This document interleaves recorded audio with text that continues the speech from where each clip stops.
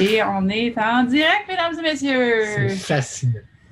Bonsoir tout le monde. Bienvenue à ce 5e avec moi en quarantaine.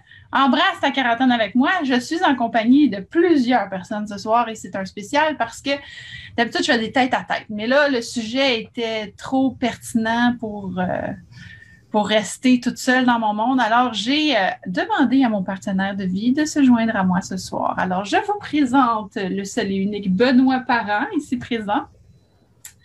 Et pour parler de couple en quarantaine, j'ai choisi, sous la recommandation d'une amie, Lauriane, salut Lauriane, d'inviter avec moi Charles Lehouillier, sexologue, qui a accepté de se lancer dans le vide un petit peu avec moi ce soir. C'est sûr que j'y ai parlé de choses intimes pour se préparer.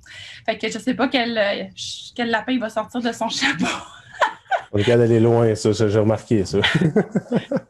Mais comme on en a discuté, dans le fond, Benoît et moi, cette année, nous allons avoir 40 ans. Pas en même temps, mais quand même, on s'embarque dans une nouvelle partie de notre vie auquel on était d'accord qu'il fallait peut-être un peu plus se préparer. Tu sais, vingtaine, trentaine, on suivait la vague, tu sais, on vivait notre vie investie dans les projets. Là, la quarantaine pourrait nous prendre par surprise à plusieurs niveaux. Fait que, Charles, je t'ai demandé de nous préparer une espèce d'équivalent de cours prénataux pour couples quarantenaires, endoménopausés. Bref, voilà, je te laisse, je mets la table pour ça, puis je vous remercie d'être là, les gars. Ça fait plaisir. Dans ma tête de fille, c'est très pertinent, je trouve ça vraiment drôle. Oui, et voilà, on part avec ça. Excuse-moi. Bon, non, excuse-toi pas. On s'entend, comme tu le dis toi-même, c'est une discussion. C'est sûr qu'on va parler de ménopause. Ça, je t'ai quand même précisé, je suis un sexologue, je suis pas un clinicien, je suis pas un médecin, donc ça, je suis pas endocrinologue au travers. Fait que je vais pas tomber très, très fort dans toute la base, mettons, hormonale, mais c'est sûr que la ménopause d'andropause, c'est un changement hormonal de base. Puis, quand tu me dis que ça, si tu dis que ça fait peur, je comprends comme. Je vous demanderais plus un peu de me décrire un peu vos craintes par rapport à ça. Je comprends que l'andropause, ça date, tantôt, comme vous me l'avez décrit, c'était flou. Mais mettons, toi, Annick, c'est quoi qui te fait peur vraiment de la ménopause? C'est quoi, qu'est-ce qui est en arrière? C'est quoi cette surprise-là? Qu'est-ce qui t'amène à te questionner là-dessus? Ben moi, je fais un rebound sur la maternité. Tu sais, dans le fond, on s'est préparé, on a fait des cours prénataux, tout ça. Mais malgré, on avait une accompagnante, malgré tout ça, moi, ça m'a pris par surprise. Je pense toi aussi, hein? Puis, non, ben. tu vois, j'en tiens même pas compte. Je me dis, il est dans le déni. 22 ans de couple, c'est pareil, il y a une chimie.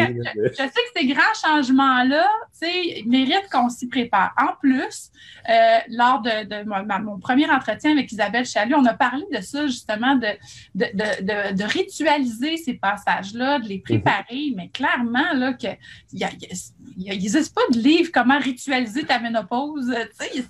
On n'est pas là. Fait que là, dans le fond, à quoi m'attendre sur un plan individuel, puis à quoi m'attendre dans notre relation à nous?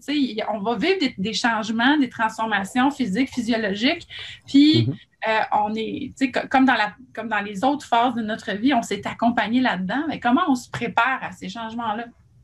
Bon, en fait, les changements, en fait, c'est que la ménopause et l'andropause sont deux choses qui ont le même sens. Ça veut dire que c'est une diminution au niveau des hormones, mais ils n'agissent pas de la même manière, ils n'arrivent pas de la même manière. La ménopause, pour la femme, il y a quand même de quoi qui est je dirais qu'il est un peu plus plate.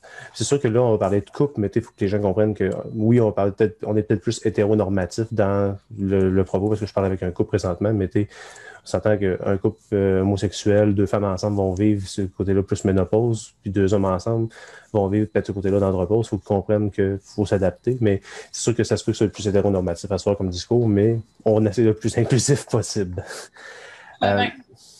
Pour la ménopause, déjà, pour la femme, il y a deux signes avant-coureurs. Il va y avoir la préménopause avant et la ménopause. La préménopause en soi, c'est quoi? C'est ton corps qui commence à... C'est un peu comme ton char qui manque de gaz. Tu sens que la jauge vient d'apparaître. Fait que des fois, il va rouler moins vite ou il va faire des petits... C'est vraiment l'exemple de gars. Oui, mais Ton ordinateur, OK, je vais te dire ça de même plutôt. C'est comme ton ordinateur qui t'indique qu'il te reste 10 minutes de batterie. Tu sais, t'aimes-tu mieux cet exemple-là? Je les aime tous. Non. Ben, en gros, c'est que la préménopause, c'est qu'à un moment donné, c'est que tu n'auras plus de règles. C'est que les femmes, en fait, qu'est-ce qui. Je vais partir de la base. C'est quoi une ménopause? Cliniquement parlant, j'ai écouté quand même beaucoup de vidéos, puis j'ai reposé les questions à une de mes amis médecins. C'est l'arrêt pendant un an, c'est l'arrêt des règles pendant un an. Donc, c'est qu'il n'y a plus de règles.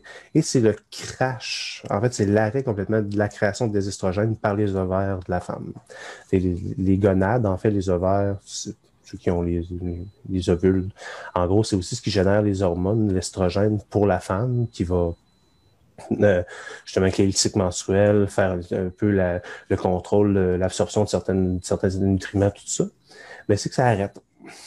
J'ai dit nutriments, vous allez comprendre, je m'en vais avec ça après, mais c'est que à un certain niveau, quand la ménopause arrive complètement, ça arrête. La préménopause, c'est un peu un avant-goût de tout ça, mais pendant une courte période de temps, qui va être justement, tu n'auras plus tes règles, il va y avoir des bouffées de chaleur, parce que ça, c'est souvent ce qu'on entend le plus. Les femmes mentionnent des bouffées de chaleur, et j'ai connu des dames qui disaient, moi, c'est à 7 heures, j'ai une bouffée de chaleur, c'est inévitable.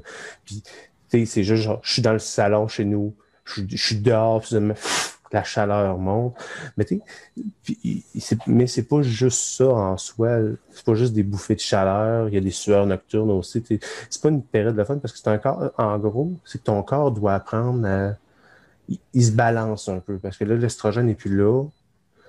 Donc, le corps, il essaie de faire fonctionner sa machine. Genre, c'est comme si soudainement ton corps, je vais prendre un exemple de gars comme dirait Ben, c'est comme si tu changeais de moteur au gaz pour du diesel, mais c'est le même body. Fait que faut qu'il s'ajuste parce que c'est pas le même format. Il gèle plus l'hiver.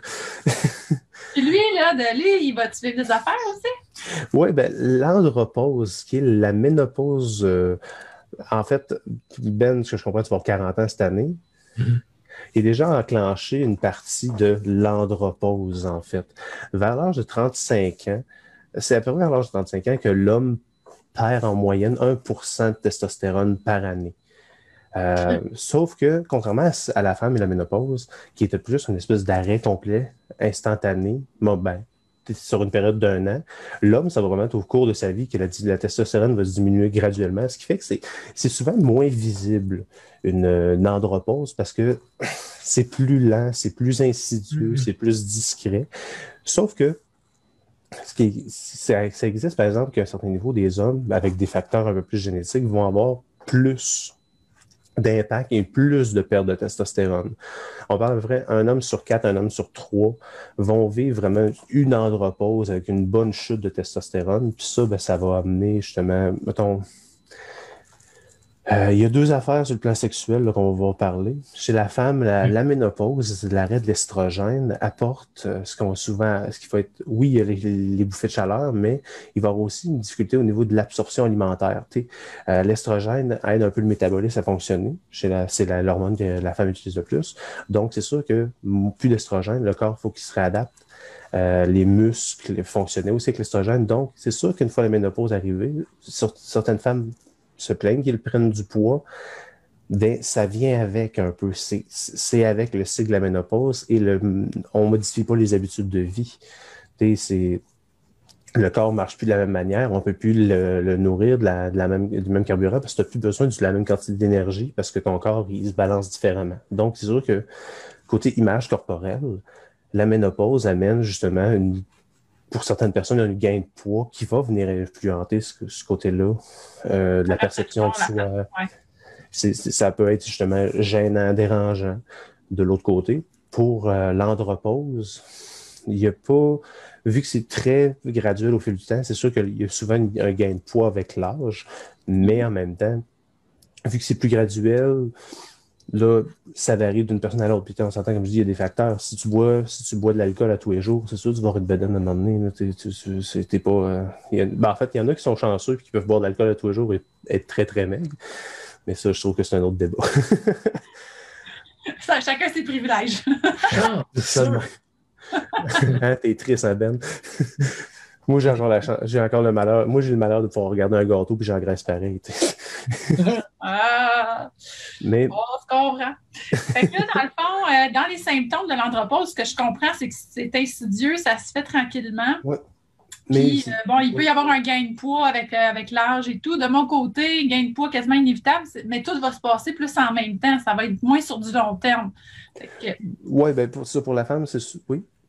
Ben, tu vois, moi, là, ce que j'aimerais adresser dans ce qu'on parle par rapport à la ménopause, c'est comment moi je fais pour être un allié de taille par rapport à ça avec elle.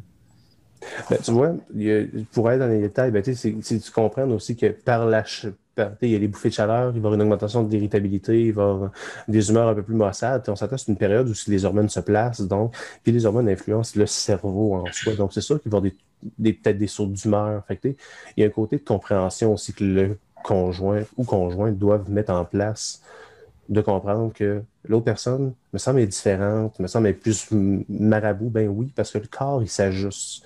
Puis une ménopause, on dit que c'est un an d'arrêt de règle, mais ça peut être quand même malheureusement plus long. Ça peut être 2 ans où chaque personne va être différente. L'ajustement corporel, le cerveau va s'ajuster à un peu pas la nouvelle hormone, mais un peu la moins grande quantité de cette hormone-là, puis il va fonctionner quand même. Mais si l'autre personne ne s'informe pas, mettons, aller à des rendez-vous médicaux avec sa conjointe juste pour voir les résultats, mettons, des tests sanguins, parce que s'entend la ménopause et l'andropause, ça se trouve par des tests sanguins, parce qu'on voit le niveau d'hormones dans le sang.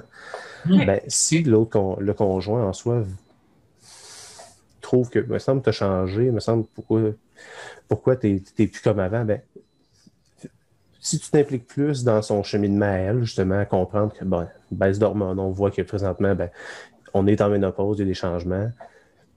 Plus tu t'informes sur quelque chose, plus tu es habilité à le comprendre, un peu comme que vous faites. Je veux dire, là, vous essayez de comprendre un peu ça va ressembler à quoi, c'est quoi les risques du futur, puis les choses ensemble. Mais je comprends que la communication, après ça est là, mais c'est comme avoir un enfant aussi. Un papa qui va pas aux cours prénataux, un papa qui est pas fait pas la chambre, s'implique pas, ben c'est sûr que c'est un plus gros choc pour lui quand l'enfant arrive. C'est comme pourquoi il y a un enfant soudainement? Ben, ça fait comme 9 mois qu'on l'attend. Mais c'est le même principe. Plus tu t'investis dans quelque chose, plus tu vas le comprendre, puis plus tu vas être à l'aise d'aider l'autre. Ouais. Mais souvent, ce qui va être dérangeant, parce que la ménopause et l'andropause amène... l'andropause, quand je dis l'andropause, c'est vraiment le côté que tu as perdu plus de testostérone que, mettons, une gradation normale, une chute normale, genre d'un homme avec le temps. Le défaut, ça va être surtout, il va y avoir un gros risque au niveau sexuel. Puis souvent, les gens vont mettre la sexualité dans le même bateau que le couple. Souvent, il y a des couples qui vont mettre 50%, le couple, c'est 50% le sexe et 50% la famille, toutes les tâches et toutes les affaires. Mais si le sexe n'est pas bon, le couple est pas instable, c'est sûr que la ménopause, ça va être un très grand coup parce que l'estrogène, on va parler de la ménopause en premier, l'arrêt de l'estrogène va amener 2 choses principalement. Une sécheresse au niveau vaginal et vulvaire et une plus grande... les muqueuses, en fait, deviennent moins élastiques, deviennent moins flexibles. Et en plus de ça, la lubrification prend plus de temps et il y en a moins au niveau du corps. Donc, dans un cas de couple, ça prend plus de temps en préliminaire, plus d'efforts, plus d'énergie pour que la lubrification se fasse. Et que même si tu es excité, c'est que le corps prend plus de temps à le générer et en génère moins. Sauf que là, on arrive que vous êtes un couple de 40 ans qui vous écoutez, qui prenez le temps, mettons, peut-être vous avez on en parle pas vraiment dans vos débats amoureux, mais prenez le temps peut-être de plus mettre la sensualité à l'avant. Quand on parle de sensualité, c'est pas, mettons, de l'amour oral, mais c'est les baisers, c'est les caresses, c'est les mots d'amour, le petit côté coquin. Prendre le temps de prendre le temps. C'est ça. Ouais. Prendre le temps de préparer les 5 minutes de la fin, là. Oui, c'est ça. Désolé, c'était facile. Mais c'est quand même ça. On s'entend qu'une relation sexuelle, c'est entre 5 et... la moyenne, c'est entre 5 et 10 minutes. C'est une pénétration. On parle sexuellement parlant. Oui, ça c'est super bon que tu en parles parce que je trouve qu'il y a une grande confusion. C'est quoi un rapport sexuel? Pour la majorité des gens, c'est la pénétration. Oui. Mais il y a beaucoup d'autres choses autour de ça. Puis une relation sexuelle pourrait avoir lieu sans pénétration. Puis je trouve ça important de l'adresser. Les préliminaires, la sensualité. On en parle beaucoup dans un contexte prénatal pour l'accouchement, les hormones, la stimulation des hormones, tout ça. Mais là, dans le fond, on s'en va à la même place avec la ménopause, tu sais, de donner beaucoup plus de place à la sensualité au préliminaire pour qu'il y ait une sécrétion plus abondante des hormones de la sexualité. Pour moi, ça fait beaucoup de sens. Oui, ben en fait, on s'entend, même moi, présentement, dans l'ensemble de ce que je fais au niveau de la clientèle que j'ai, la sensualité revient beaucoup en avant-plan parce que la sensualité n'est pas quelque chose qu'on a appris à mettre de l'avant. Surtout quand on est jeune, veux pas, quand tu es adolescent, tu as la chance de pouvoir pénétrer, faire l'amour par pénétration. À un moment donné, on dirait que le reste prend le bord. Repensez au moment où vous avez 16 ans, vous n'avez jamais fait l'amour, puis il me semble que se frencher puis se frotter, c'est vraiment, vraiment intense. Pour ça, c'est de la sensualité, c'est du teasing d'ado. Mais c'est le fun. Mais quand la pénétration arrive, soudainement, on dirait que tout le but d'une relation, c'est d'aller pénétrer. Et ça devient genre une espèce de... Sans dire qu'il y a des couples qui ne vivent pas la sensualité, mais beaucoup de gens, la pénétration devient l'ultime accomplissement. L'orgasme de la pénétration. De la sexualité, tout tourne autour de ça. Alors qu'au final, c'est vraiment 5-10 minutes d'une relation. Puis, quand tu poses la question, c'est quoi une relation sexuelle? Ben, nous autres, en sexologie, ce qu'on a fini par apprendre, c'est tout le côté désir et excitation de départ. Donc, un simple texto en fin de journée disant « J'ai hâte que tu arrives à la maison, j'ai pensé toute la journée, je te trouvais belle », ben, c'est un initiateur à l'excitation, au plaisir. Donc, si après ça, les cartes se jouent bien, si tu arrives à la maison, finalement, le souper n'est pas fait, tu te mets à vous chicaner, c'est sûr que ça peut être un beau turn-off, là, mais... Ça y passe un texto, mais on s'entend que faire l'amour peut vraiment commencer, vous n'êtes même pas ensemble, c'est des textos, c'est des colleux c'est des petites colles pendant le souper, jusqu'à faire l'amour, et après, on se couche en cuillère, on jase, puis on est heureux. Ouais, mais là, attends. Ça peut être très long, faire l'amour. Je veux dire, à quelque part, moi, parce que nous, ça fait 22 ans qu'on est ensemble, puis on se connaît vraiment bien. Mm-hmm. On n'a pas de cachette l'un pour l'autre, puis dans ma façon de voir les choses, je ne sais pas si je suis particulier comme personne de le voir comme ça, mais il est arrivé souvent qu'on prévoit des choses, puis qu'il y avait des incitatifs, puis qu'on commence, puis c'est dans le milieu de la journée. Le soir, là, ça n'arrive pas, là. Ouais. On écoute une télésérie, on est brûlé. Ouais. Moi, je considère que faire l'amour fait partie aussi de développer la relation à l'extérieur de l'acte sexuel en tant que tel aussi. Ouais. Donc, d'entretenir notre relation de partenaire l'un envers l'autre, qui commence par une relation amicale au départ, puis qui finit par devenir une relation amoureuse.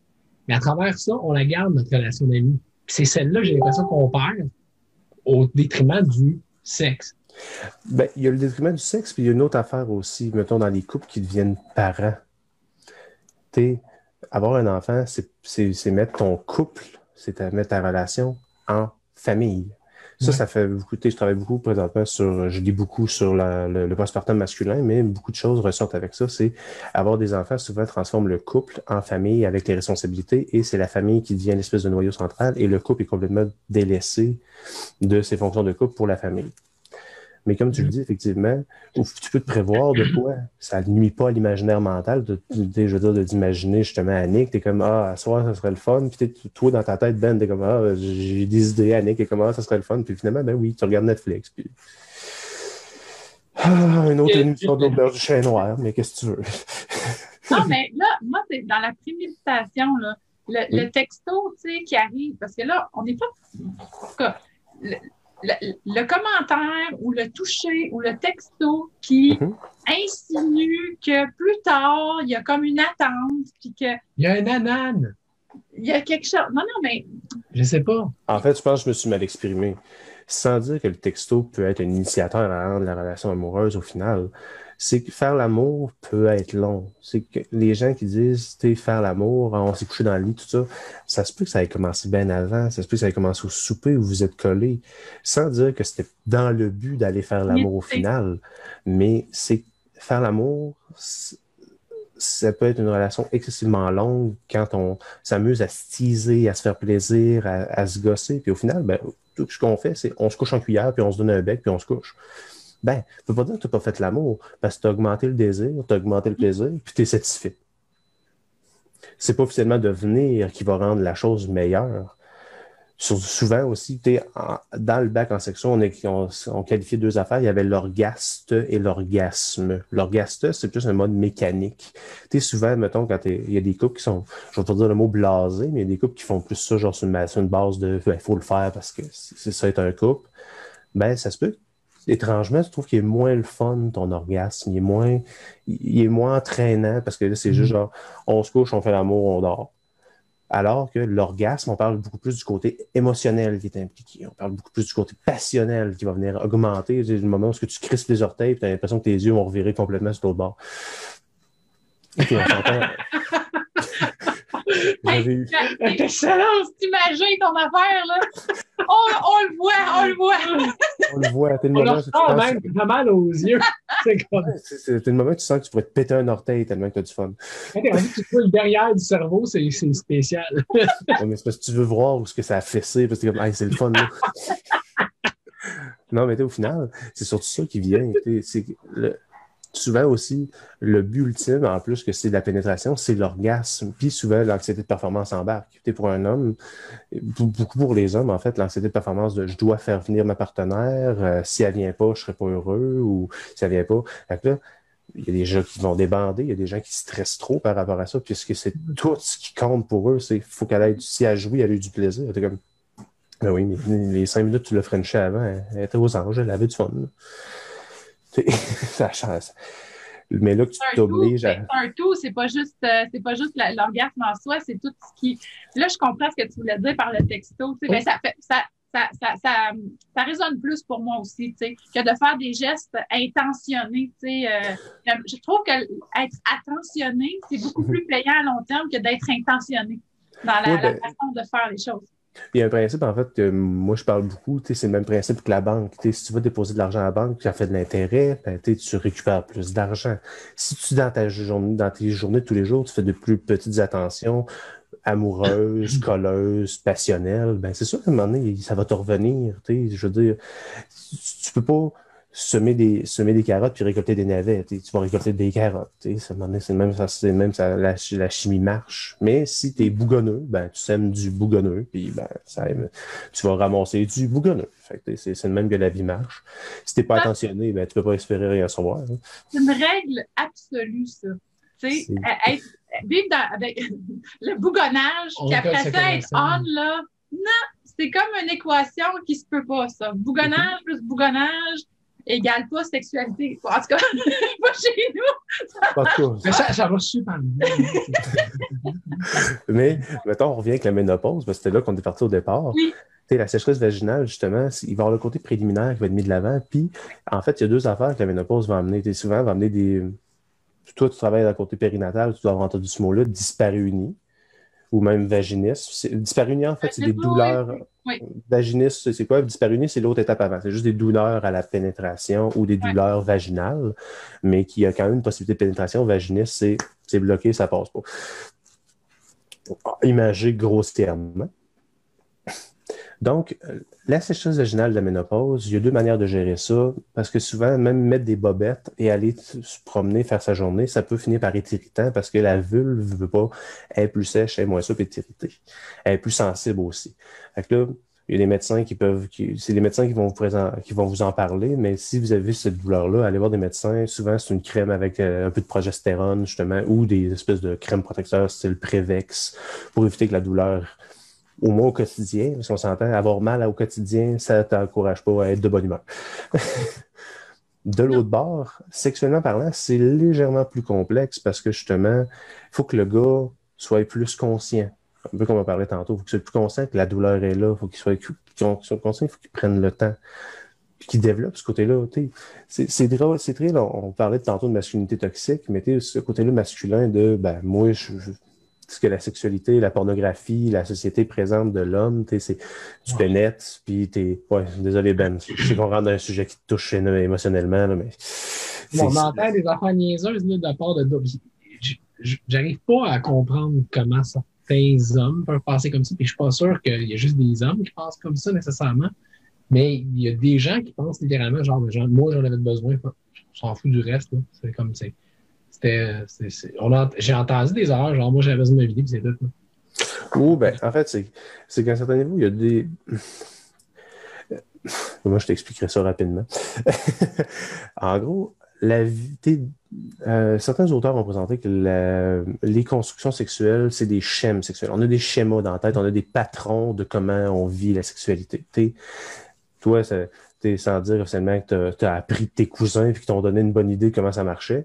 Il y a une nouvelle génération, malheureusement, qui est plus axée sur la porno ou par rapport à justement une sexualité qui est plus axée sur la violence ou l'objectivisation de la femme. Fait que c'est sûr qu'à un certain niveau, sur ce côté-là, ben oui, le côté, j'avais juste envie de me vider, va être mis de l'avant. Parce que les jours avec ce que moi j'ai appris, parce que moi, les premières fois qu'on touche à la sexualité quand on était plus jeune, ben, c'est la prof d'économie familiale avec un pénis en bois, là. Oui, je me rappelle de ce fameux pénis en bois. On est ailleurs, là. C'est comme. Puis ça a pris du temps, mais qu'ils remettent ces cours-là à l'école. Ça vient juste de revenir, parce que la génération entre la nôtre et celle de nos enfants, toute la génération milléniale a de la misère avec ça, justement, à cause de la pornographie.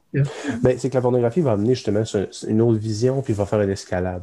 Mais c'est sûr qu'ils vont apprendre éventuellement à développer ce côté-là, sensualité, parce que la porno amène ce côté-là d'anxiété de performance. Justement, il n'y a pas de préliminaire en tout cas, dans la porno masculine, dans la porno faite pour les hommes, il n'y a pas ça. Dans la porno féministe qui existe, ça, c'est une autre affaire. Il y a une porno qui est plus faite, justement, sensualité, équité, travail, un peu plus genre les partenaires. Fait que ça peut être intéressant pour les gens qui se questionnent c'est quoi ça. Ben, ça existe, de la pornographie féministe qui permet justement un côté plus sensuel, un côté plus style plus normal. Humain, plus humain, on va dire ça de même.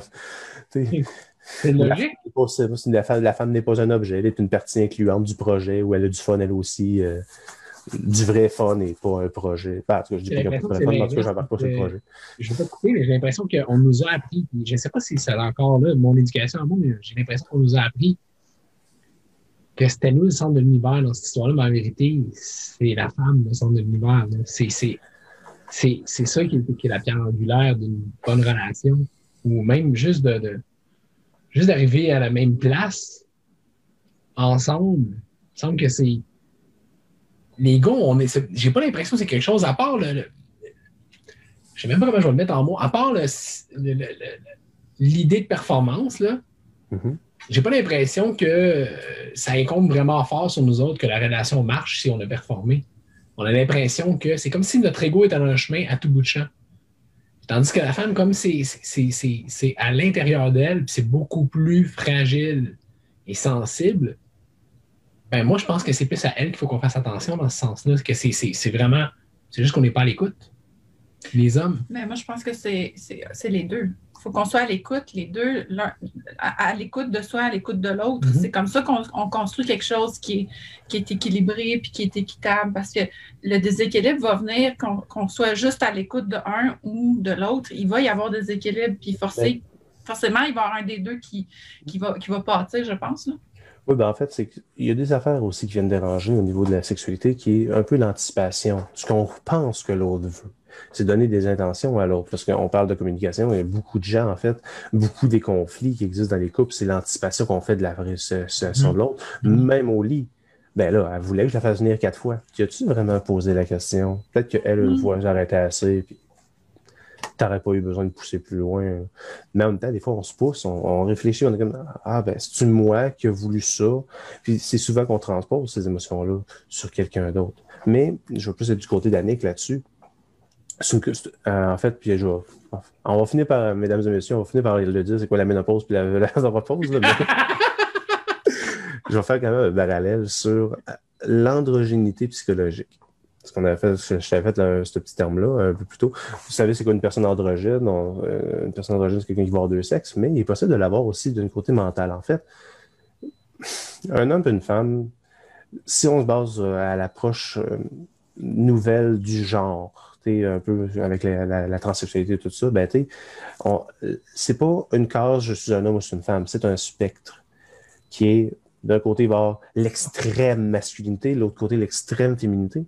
Mm-hmm. Puis, ce qui est le fun avec ça, c'est que c'est pas stable dans le temps. Il y a des journées que moi, je me réveille, puis Puis moi, je l'ai souvent dit à la blague avec ma conjointe, mais chez moi, c'est moi le stéréotype de la femme dans le couple. Moi, si on y va avec les termes stéréotypes, moi, je parle beaucoup de mes émotions, je vais très au-devant, puis ma femme en parle aussi, mais je suis beaucoup plus là-dedans, beaucoup plus dans...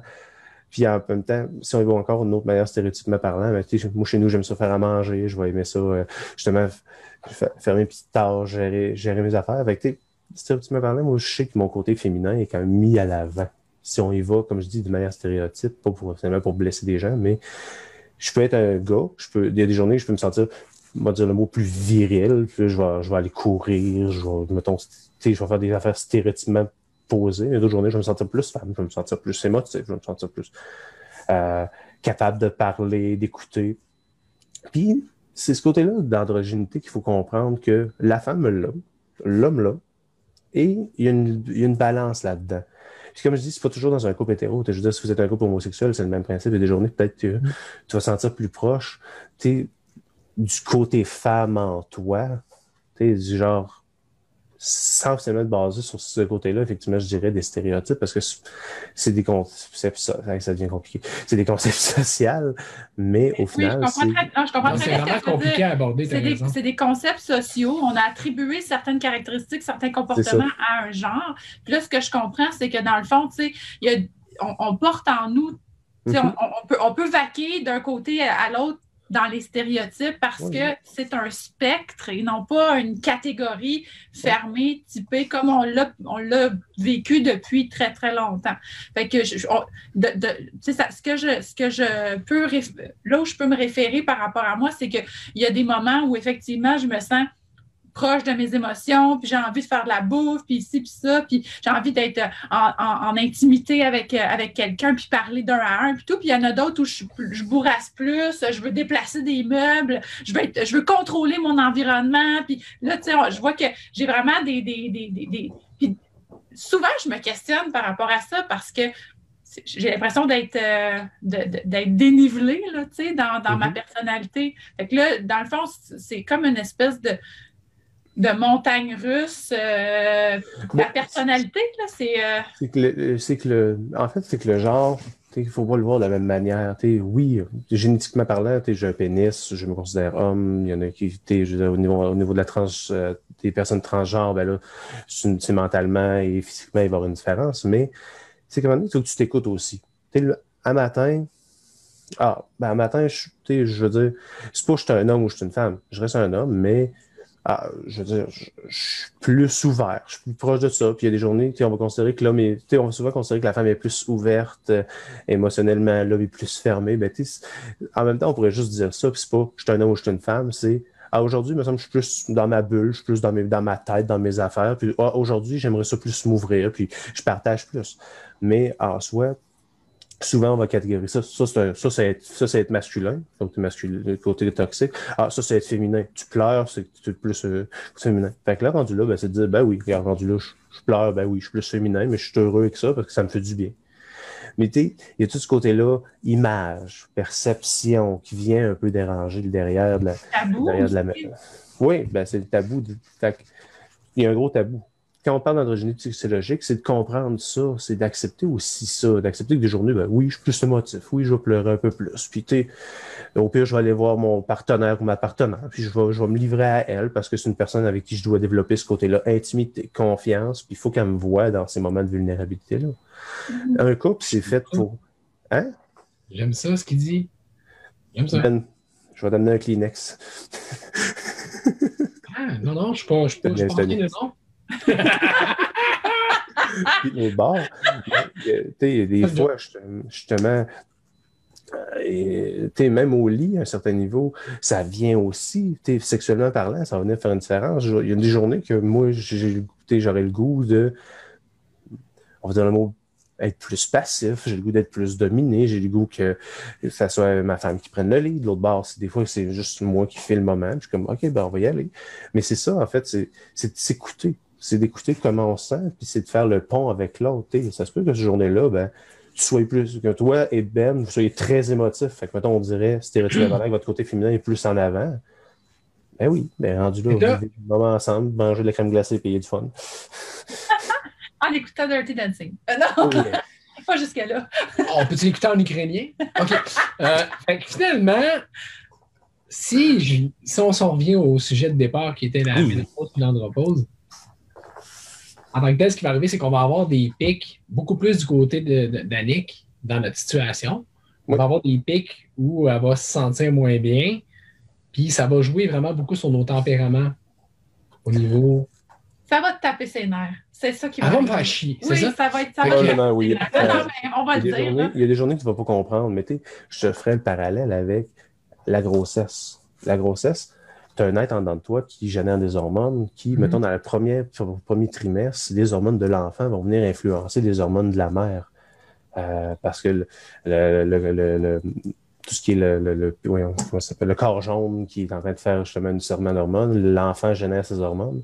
Étrangement, la mère a des sautes d'humeur. Mais c'est le même principe. C'est que ton corps, il faut qu'il s'adapte à une nouvelle variante, un nouvel ajustement au niveau des hormones, puis ça fluctue. Fait que, oui, des femmes enceintes vont être des fois plus colériques, plus je le voulais bleu. Oh, mais il est bleu. Oh, mais il n'est pas ce bleu-là. C'est comme...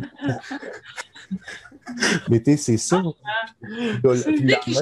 C'est cliché. Oui, mais après ça, justement, elle regarde, elle est fâchée, puis 30 secondes après, elle pleure, puis c'est comme, mais pourquoi? Je sais pas, ça me fait chier. Puis au final, la variante de l'humeur va venir avec les hormones, avec l'ajustement au niveau des hormones. Puis c'est le même projet. Mm-hmm. Puis au final, lors de la grossesse, tu l'as pas laissé, tu as accepté que c'était une période, ben c'est le même principe. Je pense pas que j'ai été autant à l'écoute à cette époque-là. Oui, mais tu travaillais. Maintenant. Qu'est-ce que tu as dit? Oui, mais tu travaillais. Ouais. Je pense que ça va être différent parce que, pas quelque part, à quelque part, les gars ont pas mis de la sagesse rendue à 36, là. Non. Ou pas. Mais moi, pour ma part, j'ai commencé à comprendre plein de choses dans mes trentaines. À la fin de ma trentaine. C'est sûr que la trentaine, mettons, si on y va d'une manière psychosociale, c'est plus considéré comme un âge où on va plus s'investir pour, mettons, l'éducation des plus jeunes ou même comprendre un peu plus comme... On regarde un peu ce qu'on a fait, puis j'ai quand même un peu de vécu, je pourrais aider des gens à pas emprunter les mêmes erreurs que j'ai faites. 30 ans, c'est souvent cet âge-là. C'est l'âge de je veux enseigner à quelqu'un à pas se planter. Puis après ça, elle me rend compte qu'il ne m'écoute pas. Mais ça, c'est une autre question. Tu te plantes à essayer de les enseigner qui ne se plantent pas. Fait que finalement, tu te rends compte. Oui, mais tu te rends compte qu'à un moment donné, il t'écoute une fois, puis ça te fait bien du bien. Au niveau de la ménopause. Donc, l'andropause. La ménopause, je le garde pour la fin, mais ça ne sera pas très long. La ménopause, en gros. C'est c'est tellement de choses à vous parler, là, mais je fais ça vite, la ménopause. Tu sais, quand je disais tantôt la sécheresse vaginale, les préliminaires, c'est qu'en fait, vu que l'excitation aussi est là, mais la lubrification n'est pas là, un des conseils qui est quand même mentionné, ça va être de lubrifier au départ des rapports sexuels, mais avant la pénétration, au préliminaire, pour permettre au corps, justement, de faire sa propre lubrification pour faire personnel. Parce que, comme tu le sais, quand tu es lubrifié, elle ne veut pas le vagin, il est un peu plus souple et quand même plus apte à recevoir un pénis aussi, puis il va être moins douloureux, c'est le même principe. C'est que là, ça fait une espèce d'escalade. Si jamais vous faites des préliminaires, tu n'es pas lubrifié, c'est désagréable, fait que là, t'es moins excité, finalement, fais l'amour pareil, ça fait mal. Fait que là, tu te rends compte il y a l'impression de ne pas performer, puis là... Ouais, puis après ça... Tout ça pour plaire à l'autre. Hein? Ouais. Tout ça pour plaire à l'autre. Peut-être. Oui, mais après ça aussi, c'est... Oui, mais après ça, la femme, c'est souvent, j'ai eu mal. Bon, ça me tente pas seulement de refaire l'amour, parce que finalement, ça va pénétrer. Fait que là, je vais avoir mal. Fait que là, on fait de moins en moins l'amour. Finalement, en faisant moins l'amour, quand tu manges plus, tu manges peu. Fait que là, à un moment donné, tu as moins le goût. Fait que la libido... excusez pour le bruit bizarre, mais la vidéo crash. Puis au travers de ça... c'était moi? Non, c'est pas ça la selle de chou. Mais finalement, la vidéo crash, puis là, t'as plus le goût de faire l'amour, la douleur est là, t'as plus l'alternative. Là, c'est un cercle vicieux, mais... C'est exactement ça. Puis après ça, justement... Cercle vicieux. Je trouve ça très inapproprié comme terme. Un cercle vicieux, mais pas tout à fait performant, là, tu sais. Ben, c'est que la femme ne voudra plus faire l'amour parce que c'est plus plaisant. C'est plus quelque chose de plaisant. Donc, justement, je suis rendu une femme ménopausée. J'ai mal quand je fais l'amour, ça me tombe plus. Puis surtout que, ben, des fois, comme je te dis, quand un homme écoute pas beaucoup puis qu'il est très axé sur la pénétration, ben, c'est pas non plus très facile d'aller dans la sexualité puis de faire l'amour quand t'as mal avec quelqu'un qui est un peu plus bourrin. T'es comme là, parce que t'aurais vu. Si tu prends pas le temps, moi, je suis pas dedans. Un peu comme pendant la grossesse, finalement, tu sais, le corps change. Ben, pendant la grossesse, le corps change, le ventre vient prendre de la place. C'est vrai, j'ai vraiment engraissé pendant la grossesse. On a engraissé tous les deux. On a engraissé tous les deux, mais il a fallu trouver des variantes. Il a fallu se parler, là, parce que il y avait des positions qui étaient plus confortables, les hormones venaient mélanger, les cartes venaient se mélanger là-dedans. Ouais, c'est ça. Fait que je trouve que, tu sais, il y a comme cette. Sauf que la grossesse, ça dure 9 mois. La ménopause, ça peut durer comme 2 ans, là. C'est ce que je comprends. Oui, ça peut durer 2 ans, mais on s'entend que c'est pas non plus. C'est pas des tout le temps, genre, c'est pas toujours à fleur de peau, mais c'est sûr qu'il va y avoir des variantes. Je veux dire, après ça aussi, c'est de faire un peu. C'est parce que la ménopause tombe aussi dans une période avec la quarantaine où il faut que le couple et la personne se considèrent un peu aussi comme quelqu'un. Moi, je travaille beaucoup dans le couple avec ce côté-là de fusionnel et individuel. Si tu es trop fusionnel, mettons, toi, Annick, mettons, je veux dire que tu es jaune grâce à ta chemise, ton chum il est bleu grâce à son polo, ben ensemble, vous faites du vert. Sauf que, comme on dit, quand un couple est trop fusionnel, le couple n'est que vert, il n'y a plus le jaune et le bleu d'origine, donc il se perd en tant que couple. Et souvent, ben, ça fait que les deux ne se reconnaissent plus.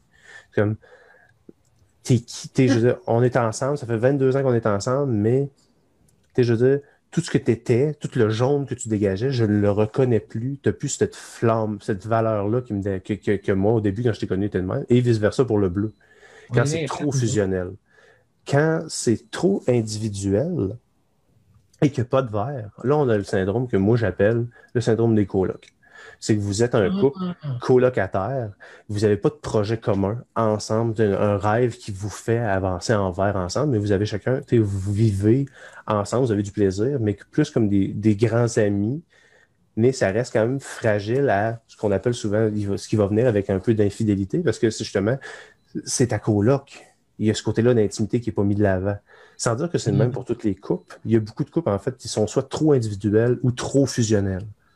Et souvent, les ruptures individuelles, quand le couple est individuel, les ruptures se font souvent un peu mieux. Parce que c'est deux personnes qui ont des buts à eux. C'est deux personnes qui ont leur réalité. Je veux dire, toi, tu as ton commerce, tu as ta vie, tu fais de la moto, puis tu tripes avec ta gang qui fait de la moto, toi, de ton côté, tu as ton jardin, puis tu as du fun. Mais finalement, quand vous vous séparez, c'est comme j'ai mes projets et mes ambitions, c'est juste plate parce que je te bien. Chacun a sa place. Mais chacun a son futur. Je fais un parallèle. Moi, ce que j'imagine. Je suis capable de l'imaginer sur une moto, là, moi, c'est correct. Mais je fais un parallèle. Attends, j'en fais beaucoup de parallèles, puis je veux me rendre à la fin. Je pense que ça va durer 1h30. Je m'excuse. Moi, ma vision de l'amour. Chercher un café. Moi, ma simple vision de l'amour, c'est 2 affaires. C'est une anticipation du futur avec une personne. Tu es capable de le voir, la personne dans ton futur, et des souvenirs passés. Autant heureux que malheureux, parce que les souvenirs passés font ce qu'il va appeler un côté de l'attachement, parce que c'est ce qu'on se rappelle de cette personne-là. Mais l'anticipation du futur, ça fait qu'on peut la voir en avant. C'est ce qui fait qu'on s'attache à elle. Perdre une personne, nos parents, par exemple, on est capable de les voir en avant, mais quand ils sont plus là, c'est ce qui nous fait mal, parce qu'à un moment donné, tu voulais les garder, tous tes souvenirs te rappellent eux autres. Un couple, c'est pareil. Si un couple n'a pas de vision de l'avenir ensemble, ben, à un certain niveau, ça fait que pourquoi on reste ensemble si on accomplit, on a eu des enfants, mais une fois que les enfants sont partis, t'es comme, qu'est-ce qu'on accomplit, qu'est-ce qu'on fait? Mm-hmm. Ça devient un peu cette ambiguïté-là, puis ça devient souvent ce que les couples vont trouver difficile. C'est que, moi, j'ai tous mes projets à part, tous les tiens, puis ensemble, on n'a rien. Fait que, au final, ça peut mener à une séparation. De l'autre bord, quand tu es trop ensemble, ça se peut qu'il y en a un des deux qui se tanne parce qu'il ne reconnaît plus l'autre. C'est ce qu'on a souvent entendu, te changer. Parce qu'on a déjà entendu te changer, il y a une personne qui va redevenir un peu plus genre indépendante, puis la personne dépendante va juste être un peu parasite à l'autre. Puis quand la rupture va arriver, cette personne-là va tomber dans une espèce de dépression parce que comme je ne suis plus personne sans elle ou sans lui. Ça, c'est ce que qu'elle n'a pas sa propre identité, comme tu disais au début. Elle n'a pas maintenu le côté-là identitaire et le but commun. Fait que souvent, quand on travaille, mettons moi avec la clientèle que j'ai, mais souvent, on va aller travailler ça dans les couples. C'est retravailler à se créer une identité, se créer des projets, se créer des rêves, mais créer aussi quelque chose en couple pour que, à peu près, moi, souvent, je donne cet exemple-là. Si elle part, tu fais quoi? Mm-hmm. Ou s'il part, tu fais quoi? Ah ben, je le sais pas. Ben, c'est ça le problème. C'est là que la peine, la déprime va embarquer. Parce que tu n'es personne sans l'autre. Et c'est ça qui est dangereux. Parce que c'est ça qui fait que si t'es personne, personne ne te remarque. Puis c'est pas mal de même que ça marche. La ménopause. Mais là, je trouve ça difficile parce que, je trouve ça difficile. C'est juste que quand on a commencé à sortir ensemble, il y avait, on arrivait à la vingtaine, fait qu'il y avait tous les projets, de vie courant, là, il y avait comme une grande liste de plein de projets. Là, il y a quand même plusieurs de ces trucs-là qu'on a cochés, là, en 20 ans.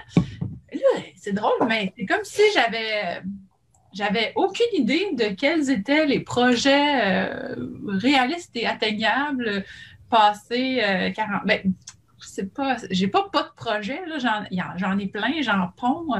On en a même ensemble. On en a même ensemble, mais c'est comme si. C'est peut-être parce que j'avais l'impression qu'on était dans l'acquisition ou la modélisation, matérialisation de quelque chose, puis que finalement, c'est plus dans. Tu sais, parce qu'à un moment donné, ton projet de retraite, ça peut être rénover ta cuisine, ta salle de bain. Là. Moi, ça me fait capoter. Ça me plaît pas tant. Mais non, mais ça serait le fun. Là, mais, c'est pas un projet de retraite. Là. Non, mais c'est ça. Mais on vient de te dire que c'est un projet qui s'en vient. Vraiment. Moi, ça me dérange pas tant que c'est la craque de plombier d'un autre gars qui le fait. Ça me dérange pas. Aucun problème. Le pire, c'est qu'il dit ça, mais c'est lui qui veut qu'on rénove la cuisine de la salle de bain. Mais tu sais, je l'ai nommé pour te faire plaisir, dans le fond. Là. Mais là, lui, de l'officialiser, t'es fait.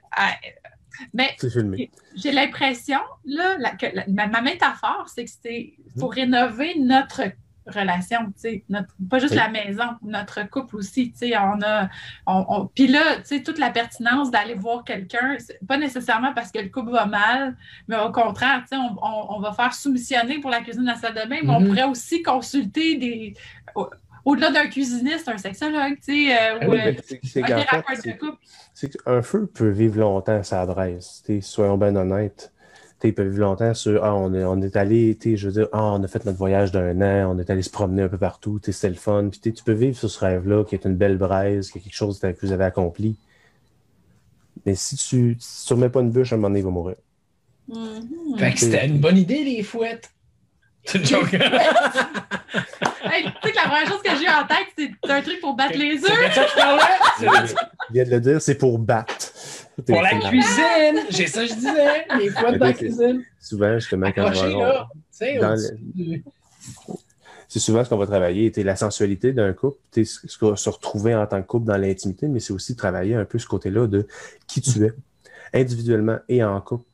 Où vous allez. Je donne un exemple. Moi, j'ai un monsieur qui m'a étonné par une situation, mais lui, son projet, finalement, qu'il a décidé de faire, il reconstruit une voiture pour partir à la retraite. Lui, il veut partir avec ce char-là de sa dernière journée de job, il part, puis c'est ça. C'est un maudit beau projet. Nouvelle étape, les prochains 10 ans, moi, je sais qu'au travers de ça, pour m'identifier, pour moi, je refais le char, et le jour que je pars à la retraite, je suis avec ce char-là. C'est symbolique, mais ça fait que les prochaines 10 années, il y a un objectif. Il y a quelque chose il y a quelque chose qui met du gaz. Il y a quelque chose qui met du gaz dans la machine. Mais bon, la ménopause. Mais c'est ça. Ce qui vient déranger la ménopause, en fait, c'est pas juste les troubles d'humeur, c'est qu'il y a toute cette remise en question-là. Souvent, les couples sont rendus là.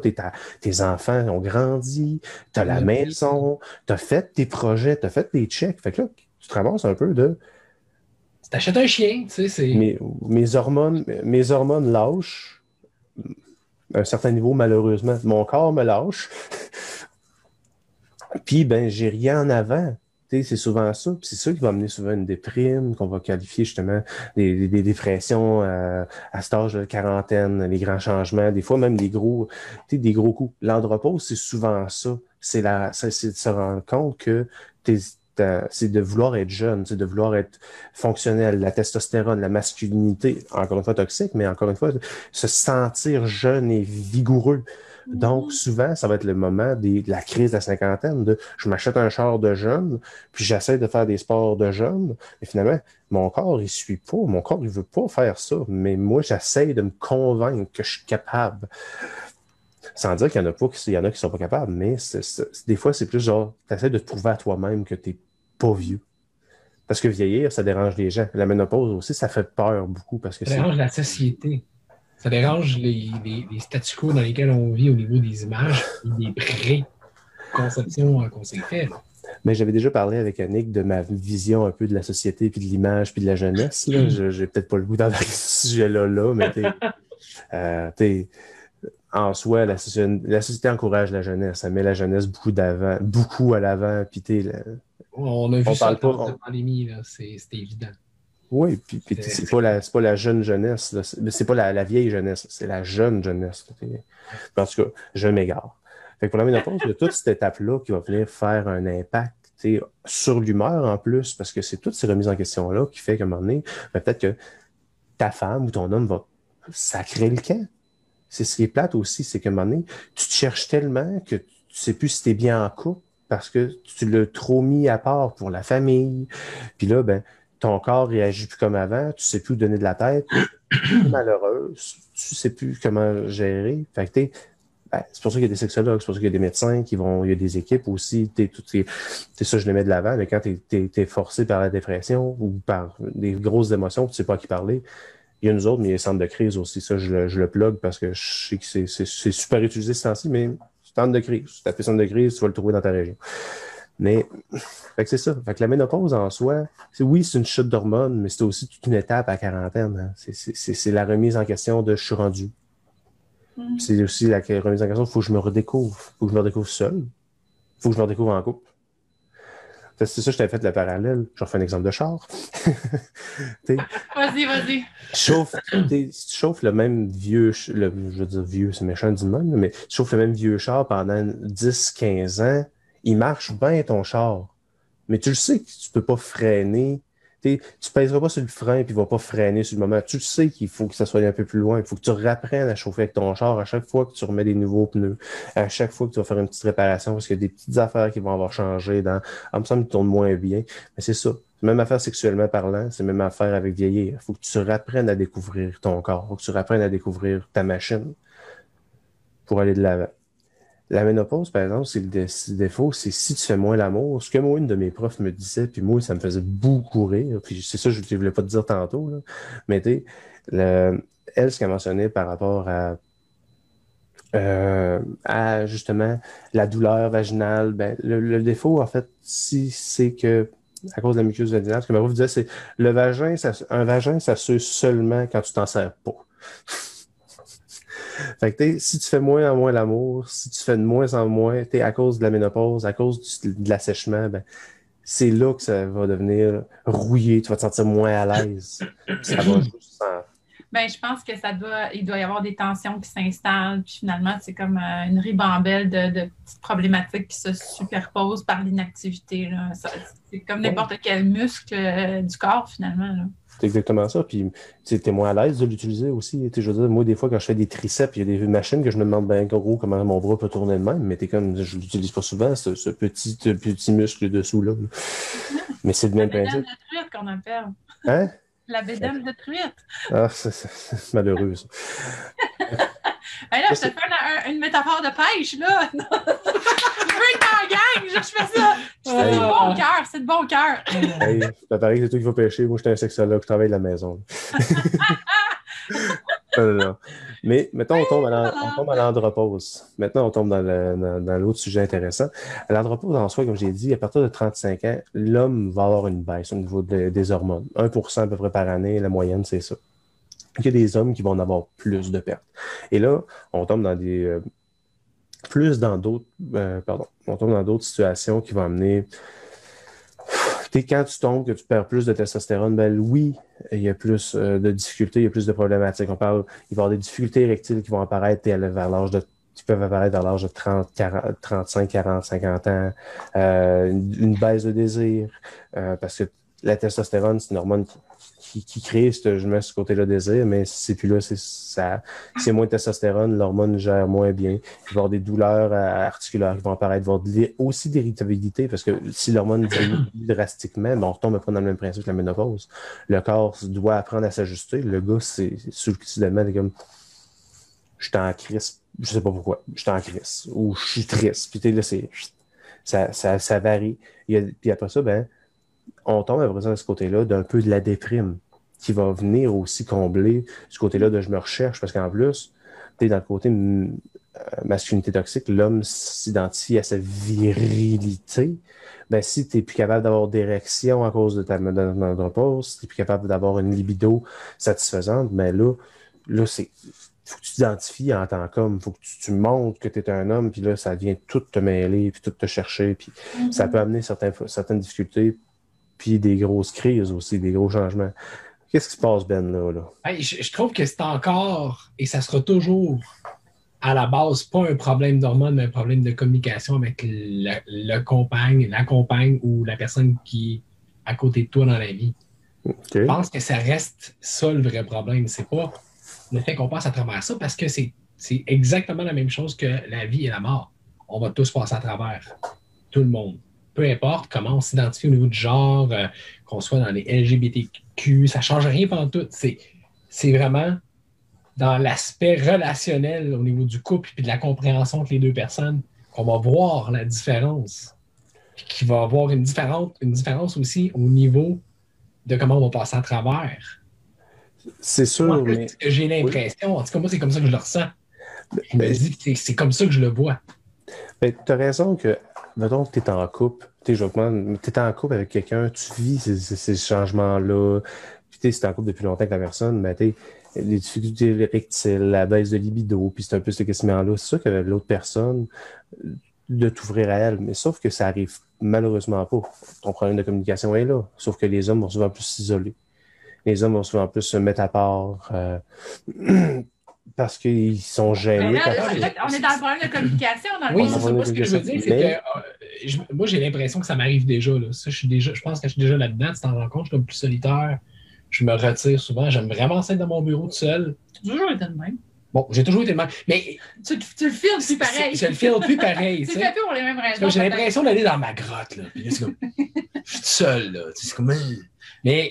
Tu sors une chèvre. Elle est au courant, puis elle prend le temps de me comprendre par rapport à ça. Tout comme moi, je la comprends d'un soir après qu'elle ait fait une journée de travail, elle était avec les enfants, elle a pris soin d'eux autres, puis c'est elle qui est en charge de ça de notre côté, ben, qu'elle ait envie d'écouter les téléséries, puis pas me dire un mot.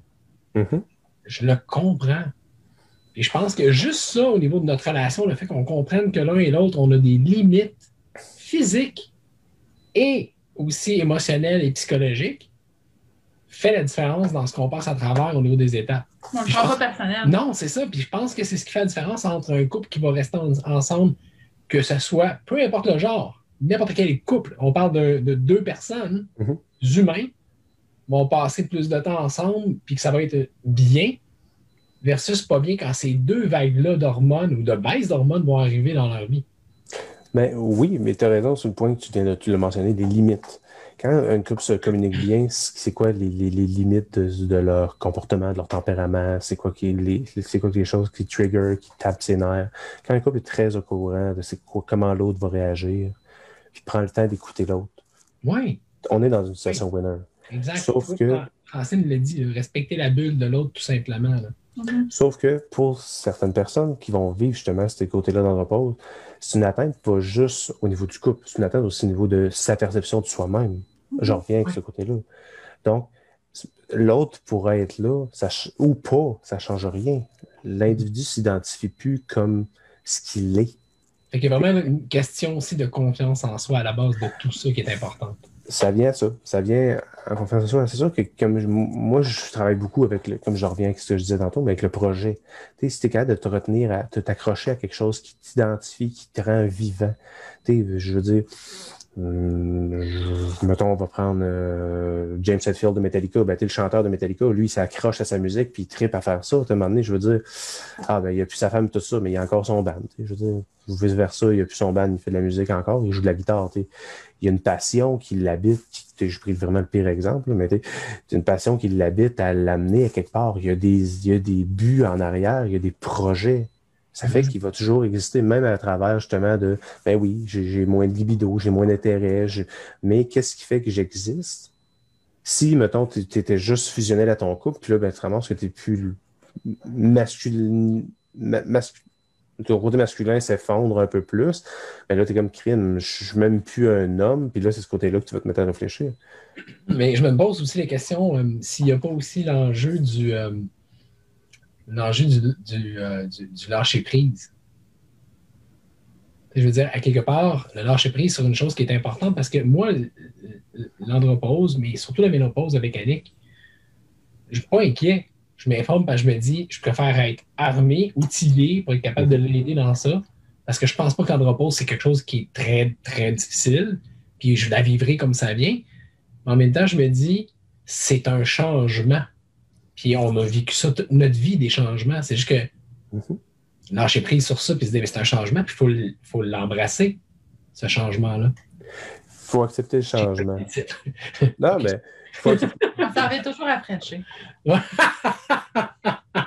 faut accepter le changement, puis tu as bien raison. Sauf que le changement, ça fait peur, parce que moi, j'aime beaucoup. Tu nous as parlé tantôt de la mort. Moi, je travaille beaucoup avec le deuil aussi. Chaque étape d'une vie, c'est un deuil. Veut dire avoir des enfants, c'est un deuil d'une réalité qu'on a sans responsabilité. C'est un deuil d'une je veux dire, partir de la maison à 8h15 le soir, soudainement, peut arriver vraiment. Là. Quand tu es tout seul avec eux autres, ça n'arrivera pas, à moins que tu sois... Ça peut arriver, mais tu vas avoir l'air d'un maudit irrespectueux ou irresponsable. Irresponsable, peut-être plus la bonne réponse, mais au final, c'est un deuil, il faut que tu fasses. Côté-là, très postpartum, au niveau du couple, c'était un peu le deuil de cette espèce de vie qu'on avait, qu'il faut qu'on passe à une autre étape. Mais aussi, l'andropause, la ménopause, c'était le deuil de effectivement, pour une femme aussi, c'est tannant parce que je ne pourrai plus avoir d'enfants, là, c'est définitif, c'est la fermeture de tout ça. Pour l'homme, c'est beaucoup plus le deuil de, effectivement, je suis plus l'homme que j'étais. C'est s'identifier, mais en même temps, c'est un peu de savoir qui t'étais à la base. C'est aussi ça qui vient se remettre en question. Donc, pour l'homme, pour la femme, la ménopause, l'andropause, ça vient se compléter avec un changement hormonal, mais aussi une période charnière où, avec l'âge, on a le droit de se remettre en question, on a le droit de se questionner. Puis souvent, c'est là qu'on a les plus grands clashs. Parce que des fois, on n'est peut-être pas heureux de ce qu'on a fait. Des fois, on est peut-être très heureux de ce qu'on a fait, mais on ne sait plus où aller. Fait que c'est là que ça va venir faire une différence. Oui, en couple, de se parler, puis d'avoir une bonne communication, de s'écouter l'un et l'autre, mais c'est qu'en plus, il y a cet aspect-là qu'il faut travailler, de où je m'en vais, comment je peux exister à partir de là, qui va venir faire une grande différence. Là, Caroline a dit, il faut voir ces phases-là comme des évolutions et non des obstacles. Observer les changements chez soi et chez l'autre, en discuter ensemble, puis pas prendre personnel les changements de l'autre. Je trouve ça résume bien un peu tout ce que tu nous as transmis. Je pense que c'est Sylvie tantôt qui avait écrit qu'elle aurait aimé ça avoir des cours de préparation à la ménopause. Fait que si jamais tu veux te lancer une ligne de cours de préparation à la ménopause, je pense que ça parlerait à bien du monde. Parce que on en a fait une espèce de caricature, tu sais, de la femme qui a chaud, puis on en rit beaucoup, là. C'est comme une espèce de running gag. On fait des sketchs là-dessus. Mais un peu comme avec l'accouchement, on parle pas concrètement des changements, ni chez un, ni chez l'autre, pour s'y préparer puis s'accompagner là-dedans. Tu sais, moi, je trouve que c'est important de savoir où je m'en vais par rapport à ça, de savoir à quoi s'attendre, puis comment on peut s'épauler dans ces transformations-là. C'était le but de la démarche de te rencontrer puis d'en parler avec toi. Puis je trouve ça le fun, l'aspect de la communication, parce que c'est ce qui revient toujours. Tu sais, peu importe les grands changements, les grands bouleversements, de pouvoir déjà se l'adresser, de jouer à la bonbonne, tu sais, dans nos bons coups, dans nos mauvais coups, tu sais, d'être capable de s'adresser tout ça puis d'en parler. Je pense que un des bénéfices de la parentalité, c'est ça, tu sais, c'est que ça nous challenge sur plein de niveaux, puis on est là à s'observer mutuellement, puis des fois à se dire que... À se critiquer mutuellement. c'est ça.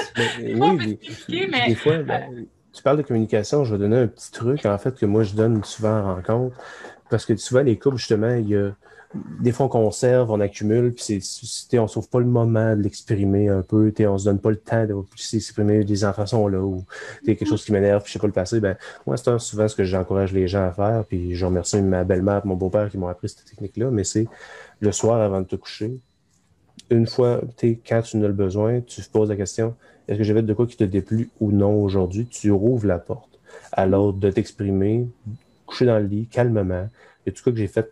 Puis là, c'est vraiment, moi, est-ce que j'ai fait quelque chose qui te déplu ou dérange aujourd'hui? T'encourages l'autre à t'exprimer et souvent, on encourage l'autre aussi à faire pareil. Comme ça vous permet de faire une espèce d'échange constructif. Effectivement, moi,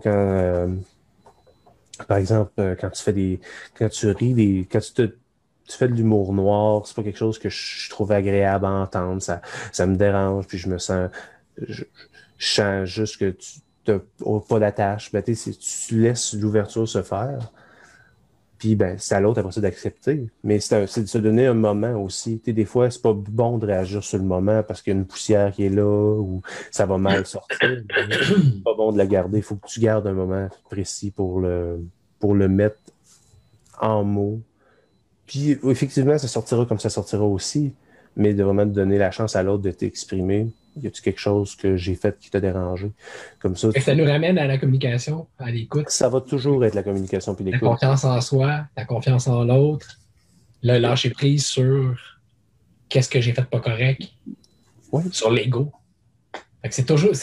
Tout ça vient saupoudrer les changements hormonaux qui vont arriver dans les deux, qui vont nous aider à passer à travers ces choses-là. C'est la relation qui a été bâtie au préalable pour passer à travers ça. Ça, pour aider une relation, il y a d'autres affaires. Ce que j'avais parlé avec Annick aussi, j'avais trouvé, en fait, dans mes cours, on a sorti 7 clés et lois pour la réussite d'un couple et 7 choses qui sont vraiment les choses sûres qu'il va falloir travailler, sinon ça va détruire votre couple dans le futur. Je vais te faire ça rapidement.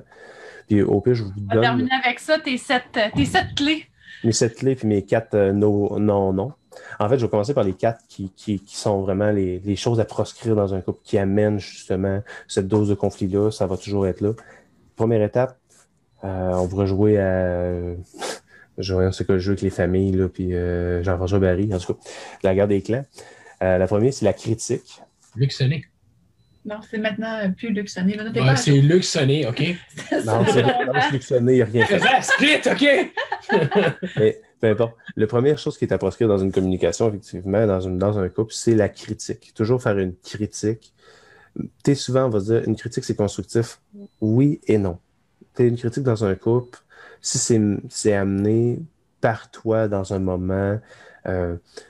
peu importe, souvent il va y avoir des critiques quand tu conduis ou quand tu viens de faire à manger pour l'autre, puis l'autre va se mettre à critiquer, puis comme hey, je viens de te faire à manger. Là. Je dis, tu vas assumer ce que j'ai fait, puis au pire, tu me leur diras après de plus jamais faire ce bœuf créole-là. C'est gentil dans ta façon de le dire, ça sort plus comme un tailleul. Mais c'est pas grave, c'est bon.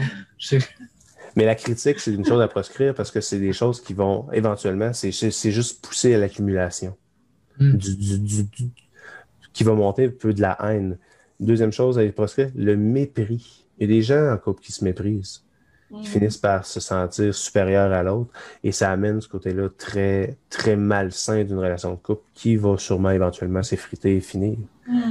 L'attitude défensive. On s'entend que tout ce que je vous dis là aussi, c'est des choses qui sont aussi reliées avec la personnalité, des blessures, des fois. L'attitude défensive, la critique vient d'une défense qu'on a. Là. Ça, c'est des choses à travailler avec le temps, avec un intervenant quelconque.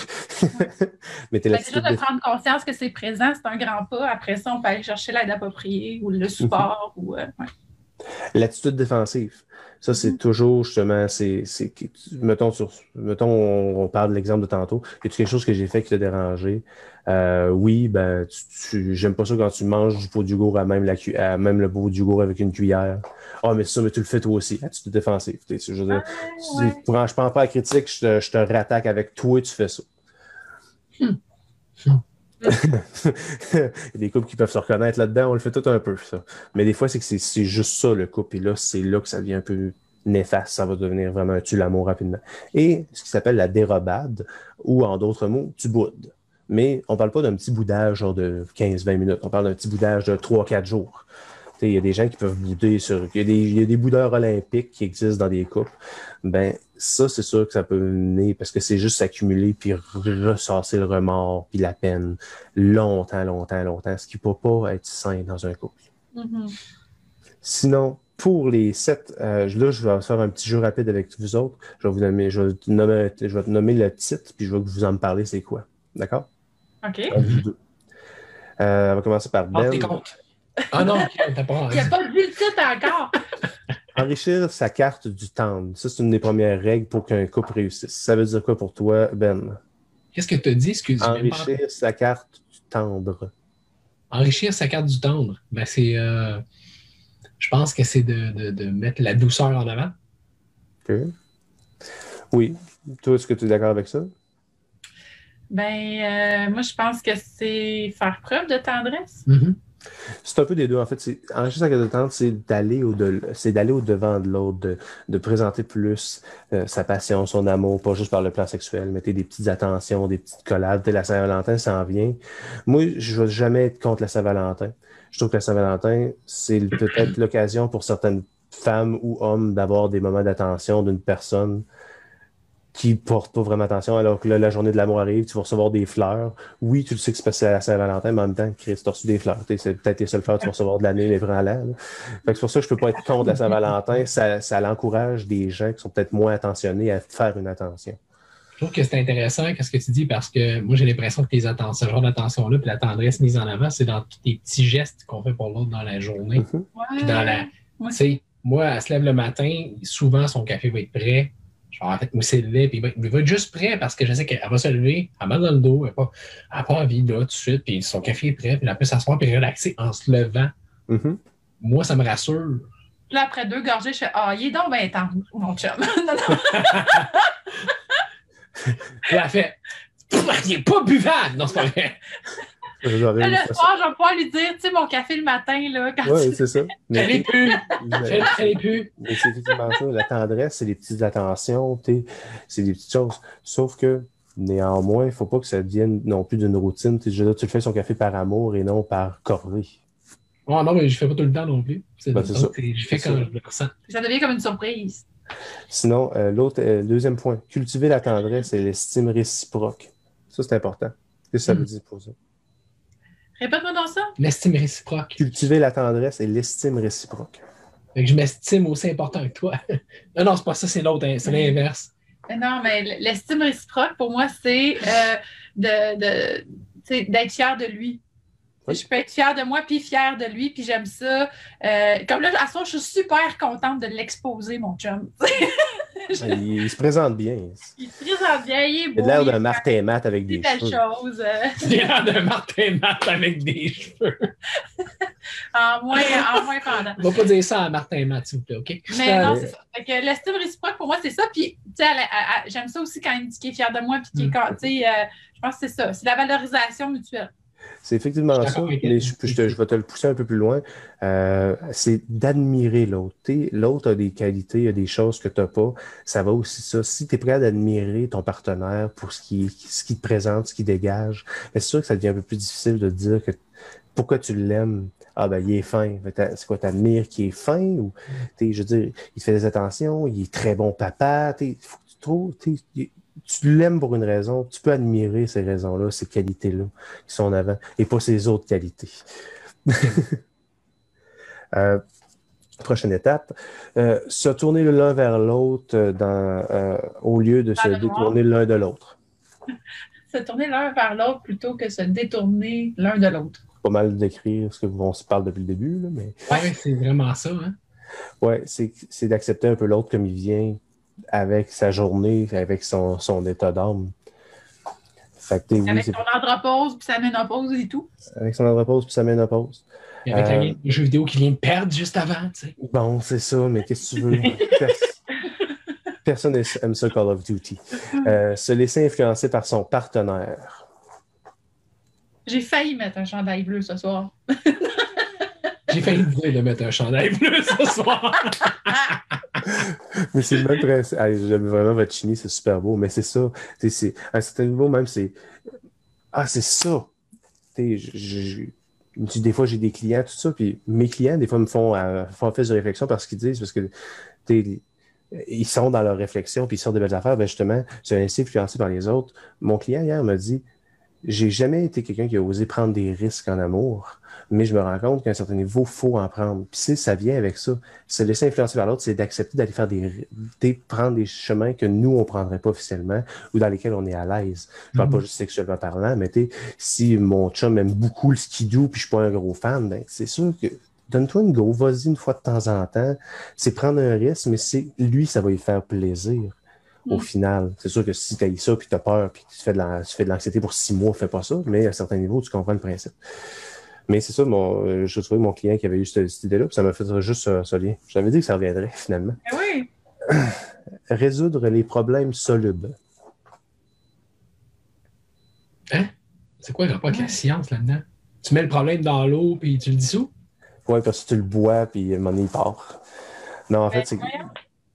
De résoudre les problèmes solubles. Tu veux dire que les problèmes, quand ils sont solvables... Moi, je regarde le temps avancé, là. Il va falloir qu'on conclue ça. Il en reste soluble, c'est ce qu'il me faut. Résoudre les problèmes, là, c'est accessible. Le soluble me perd, là. En fait, c'est des problèmes, je vais les finir les trois, là, vu que je comprends que le temps avance. Les problèmes solubles, en fait, il y a des problèmes qui sont anodins. Il y a des problèmes que tu sais que ça va se régler vite. Je te donne un exemple. Pas vraiment grave. Ben oui ou non, mais dans un couple, il y a des affaires qui étaient comme non, ça va marcher de même. Je veux dire, les enfants, la routine, des affaires de même. C'est des problèmes qui vont se solver parce que il faut qu'on marche dans le même pas pour élever nos enfants.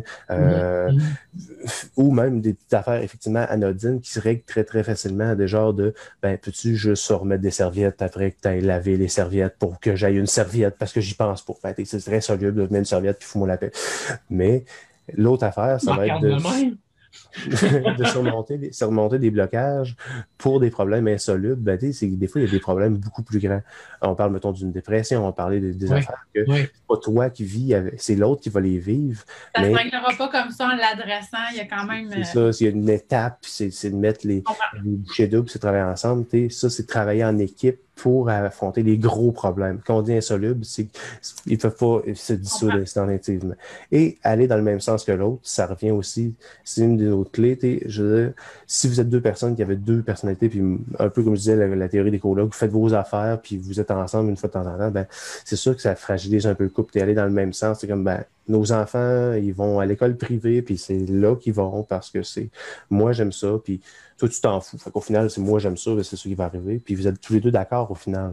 Si tu dis deux affaires contradictoires à un enfant, c'est sûr que lui va être perdu. OK. Fait qu'il faut qu'il aille dans le même sens. C'est faire front commun.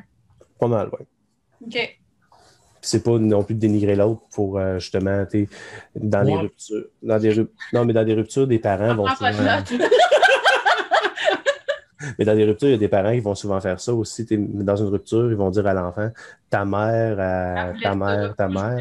Mais au final, l'idée d'une communication saine, c'est pas ta mère qui voulait ça. Ma conjointe voulait ça. Mon ex voulait ça. Mais ta mère, c'est encore ta mère, puis ta mère a géré sa femme. Fait qu'il faut séparer un peu les communications.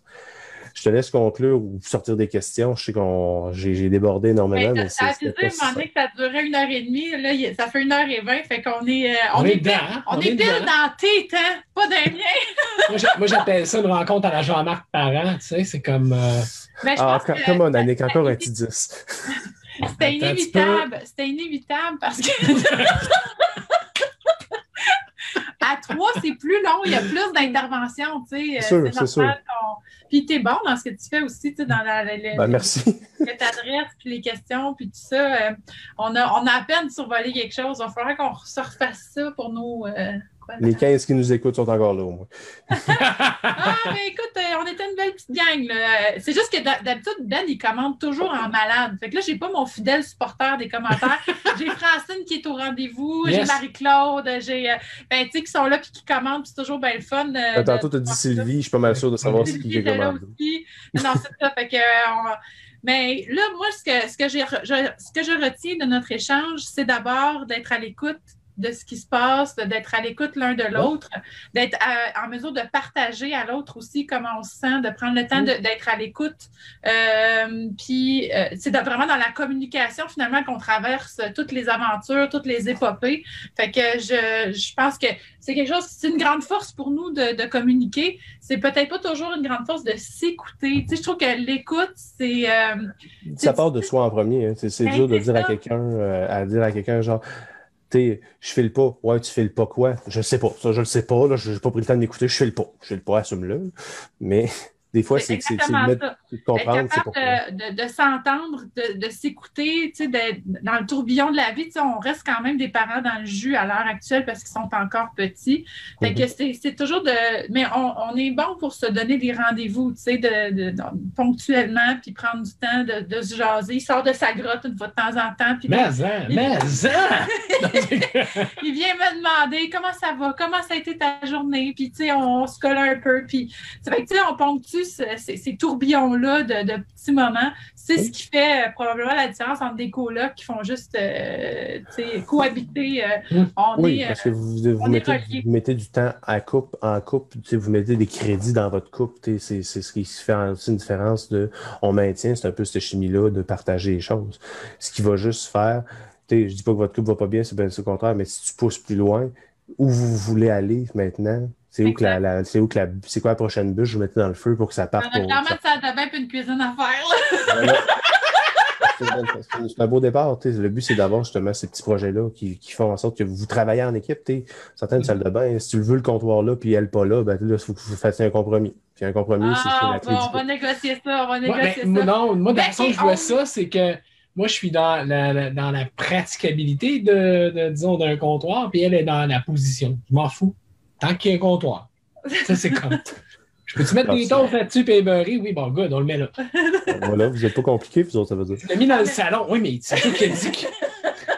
On est complémentaires, tes toasts dans le salon, pour de questions.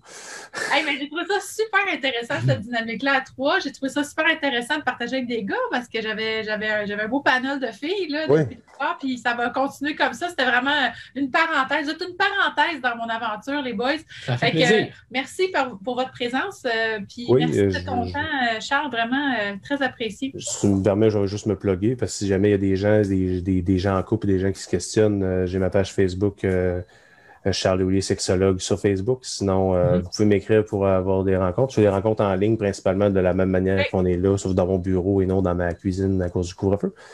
Pas dans ma cuisine, dans ma salle de lavage, mais en soi... Ben oui, on flex pas. Tu m'as juste devancé d'une fraction de seconde, fait que c'est parfait que tu aies nommé la référence. De toute façon, je vais les ajouter là, à la vidéo pour que les gens puissent, avec juste un clic, aller te retrouver, aller te chercher. Merci pour les échanges. Puis... chanceuse d'être les gars. Chanceuse. Ben oui, chanceuse. Je me suis gâtée. Ma soirée est faite.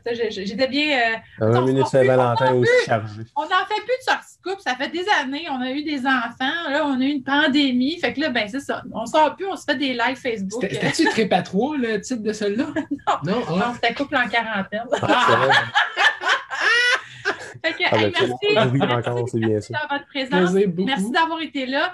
Je vous retrouve lundi pour vous annoncer ma prochaine invitée qui va être, encore une fois, ça va toujours... Moi, j'ai toujours bien hâte au mercredi parce que c'est...